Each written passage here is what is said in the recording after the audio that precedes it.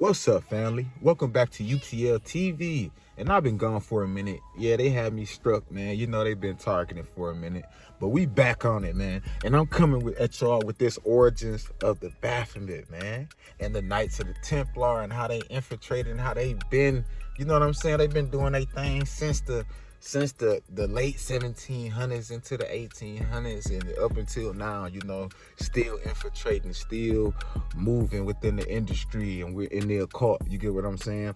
But I want to bring some light on this Baphomet character because I see a lot of people speak on the Baphomet, but nobody speak on the origins. Who made this character popular? Who brought him to the forefront? Who is the protagonist? You get what I'm saying? Who are the first individuals who, because we know it's the goat head of Mendes, you know, and all of it. It come from the Egyptian and the ancient Kemet and, you know, all of that. But who perverted the teachings? Who idolized this being and put this entity up to the point where you have multiple organizations and secret societies worshiping?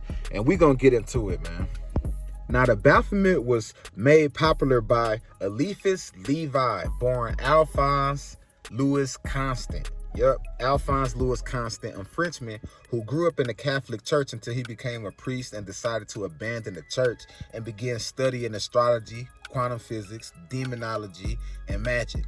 Levi felt as if the church was for beginners and that he learned everything he could because they were basically they wasn't operating under the true Catholicism, in his own words. Eliphas began getting deeper into the knowledge and began studying occultism, where he believed he had witnessed the true force.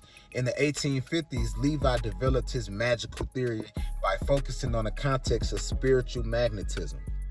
And it's crazy because this analysis will show that the Baphomet was seen by Levi as more than just a symbolization of his magical theories. He actually believed that it was an embodiment of a politically connoted tradition of the true religion. And this dude, Eliphas Levi, used to go on different publications and write reviews dissing the church and other occultists, calling them amateurish dabblers who could only guess what esoteric beings they were dealing with. Levi's protagonists openly named themselves the medieval adepts.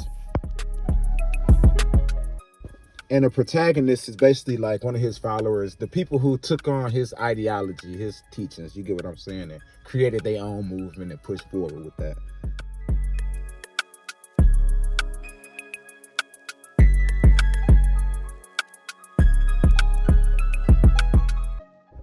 In Levi's publications, he was describing the Baphomet as a pantheistic and magical figure of absolute and one religion. This is literally the result of his primitive revelation.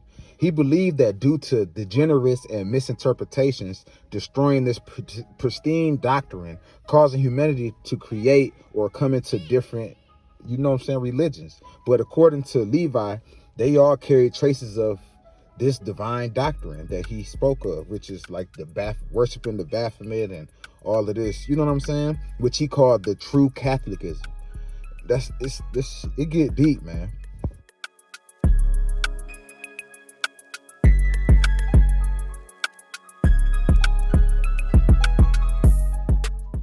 The Baphomet had become popular around 1307 when the powerful Knights Templar were being suppressed in France by King Philip VI. He was in heavy debt with the order, and in fear, he decided to expose everything that was going on within the secret society. They were arrested and charged with homosexuality, desecration of the cross, and worship of Baphomet. Many Templars confessed and was burned at the stake. Some claimed to only worship the severed head of St. John the Baptist, and others said they worshiped the statue of a cat with 3 faces.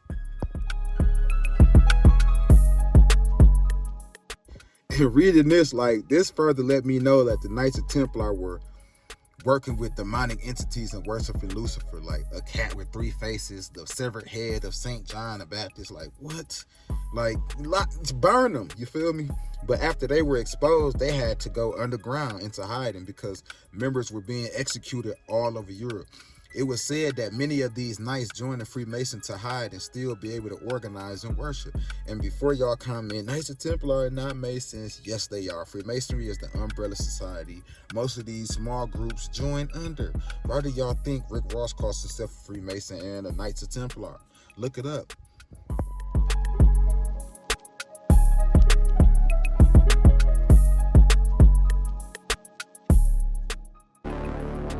For the soldiers that see the sun at midnight.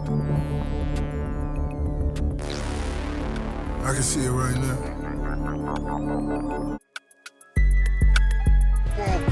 Freemason, freelancer, free agents, we faster. Both of them are Luciferian organizations practicing Babylonian blood magic, sex magic, Luciferianism, and ritual sacrifice. You get what I'm saying? They all worshiping Moloch and Enlil. You know, this is they all running the same birds of a feather flock together, man. In which they murder the righteous and offer the pure to, you know what I'm saying, to their gods. This is what they do. This is facts, man. Y'all gotta get hip, man. This is the type of stuff that these celebrities that y'all idolize be, you know what I'm saying, be into. They be Knights of Templar Order and Rosicrucians and under this Freemasonic doctrine. Like, man, y'all, it gets wicked, man.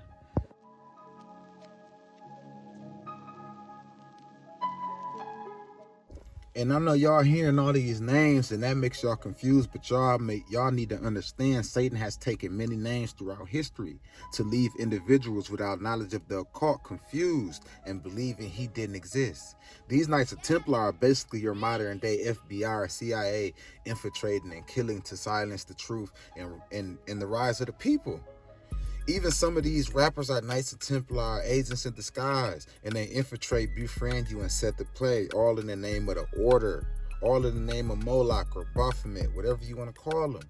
When we seen Rick Ross get exposed for a whole time being a college student and correctional officer, that was them telling us he was an agent, put in place from the very beginning, deep cover, very, very knowledgeable when it comes to the ancient wisdom. And the occult, Ross is like one of the top dogs when it comes to that, man. He be talking. Niggas, we the lost symbol speaking cryptic codes, ancient wisdom, valuable like gifts of gold. He let you know this in his music. Rick Ross, like Drake and NBA Youngboy, has always admitted their satanic Freemasonic allegiance. Most people just don't listen or use discernment when vibing to these devil worshippers, these imposters. You know what I'm saying? It hit different when we listening to imposters. You feel me? And yes, I listen to the music sometimes, but I'm aware enough to pay attention to what the hell they really saying to me. You know what I'm saying? Because artists like Jay-Z, Nas, Ross, they actually drop jewels and ancient science in the lyrics. Pay attention. Hey, just reading this is wild because we have plenty of people speaking on the Baphomet, but nobody I know introduced the origins of this demonic entity. Like, why has this been such a popular topic? Who is the first protagonist pushing these teachings? You know what I'm saying? Because we all know it derives from Egypt and beliefs and hieroglyphs, but I had to figure out how the hell it became such a prominent figure in occult and religious doctrines. And why do Freemasons, Knights Templar, and other brotherhoods worship this being? And I went digging and found this little ugly, delusional Caucasoid who had mostly took from the Greeks, who were granted to sit and learn, you know what I'm saying, from us. The ancient teachings of the land, you know what I'm saying, of the planet. Because remember, they are only about 6,000 years old. They are babies when it comes to truly understanding the wisdom and knowledge of the ancestors. And it's obvious because look at where they are 6,000 years later, still primitive, vibrating in the root chakra, unable to pass that sixth dimension spiritually. You feel me? That is why they worship these entities like Baphomet and the Draconians, Moloch. You know what I'm saying? A lot of these beings are spiritually trapped on a sixth dimension, and they have to be worshipped and summoned to be released. Why do you think all of these sellouts, you know what I'm saying, who you think they making these sacrifices to? Pay attention. If you study Christianity, your Bible tells you about all of these, you know what I'm saying, all of these different deities. You feel me? That's why I always say, if I'm a conspiracy theorist, then God is one of two. The Most High must be a conspiracy theory a conspiracy theorist too, because he speak on these individuals sacrificing to these different entities. You feel me? Do your homework. But let's do a quick little summary for the guys in the back of the class that sleep. Okay, so we had this European by the name of Eliphas Levi, Alphonse Louis Constant. He basically a youngster who went to Catholic school. Once he became a priest, he left and studied spiritualism and the occult, taken from the Greek and Egyptian ideology, and started idolizing the Baphomet and writing books and reviews, teaching and spreading his personal interpretation of the ancient deity, which inspired numerous groups to adopt the Baphomet into their doctrine as well.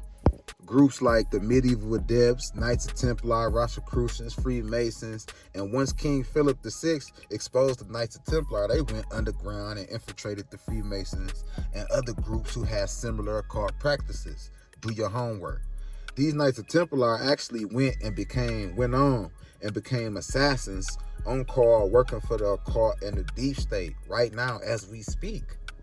Because remember, the Templars worked alongside the Crusades, pillaging the land, killing our spiritual practitioners and tribal chiefs who wouldn't accept the church's doctrine.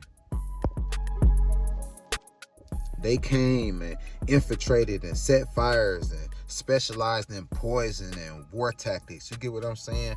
Causing us to, just causing a bunch of confusion, taking out whole governments, then reestablishing them under new religion and laws. Do your homework and know they are not just white people.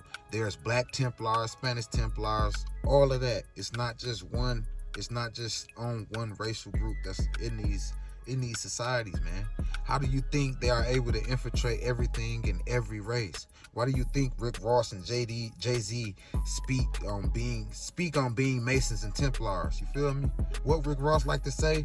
This for my niggas who see the sun at midnight. He's talking about the adepts, the initiates, the ones who possess the knowledge of the ancient science, the ones who see the light in the darkness. I broke this down to y'all before in the little baby video I made explaining the blindfold ritual. From the darkness of ignorance to the light of the wisdom and knowledge. Pay attention.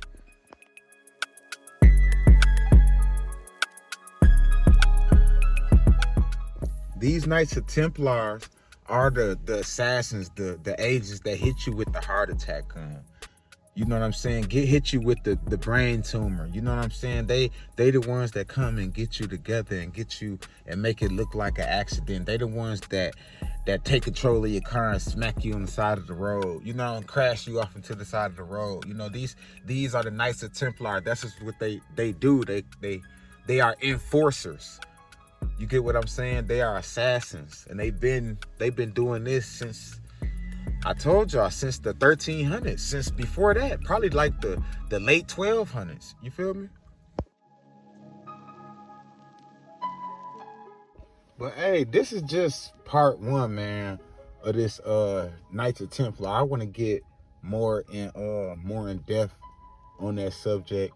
I'm just breaking it down right now, man. I'm just getting back on here. They was hitting me with strikes, so I wanted to come on here and definitely drop this. Like, dang, man, we need to, you know what I'm saying? And come to find out, like, this dude then took a bunch of stuff and just made up this being. Like, not saying it's not an actual entity that's, you know what I'm saying? But, like, bruh, like, how you just take some stuff and pervert it like that? Like, and that's what I feel like they do to everything. They take our ancient symbolism and they pervert it, and cause us to look at it in disgust and look at it in disdain, Not saying that we should look at that Baphomet character like we should be, accepting that or whatever, but I'm just saying, like, they take our stuff and they pervert it, man.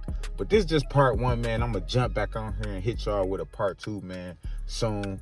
I got other videos I want to drop, a lot of information coming, man. I'm finally off restrictions, so we back to dropping, man. Make sure y'all hit that like button. Make sure y'all hit that subscribe, man. UTL TV, I'm out.